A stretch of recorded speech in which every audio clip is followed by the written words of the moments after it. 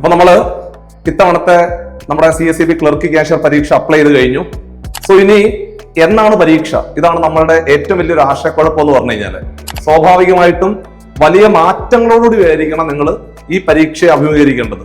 അപ്പൊ ഇവിടെ ഇനി പരീക്ഷയുടെ ഡേറ്റ് വന്നിട്ട് പഠിക്കാം എന്ന് വിചാരിച്ചു കഴിഞ്ഞാല് സ്വാഭാവികമായിട്ടും വളരെ എളുപ്പത്തിൽ നമുക്കൊരു ഡേറ്റ് ആയിരിക്കും വരുന്നത്.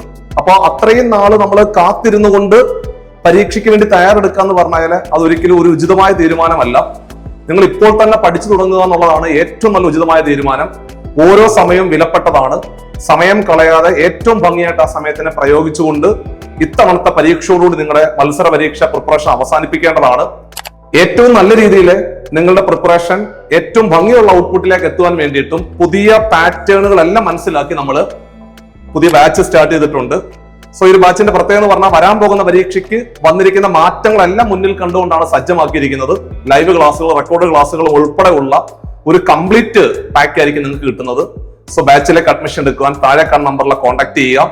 നമുക്ക് ഒരുമിച്ച് പഠിക്കാം, ഒന്നാമതെത്താം.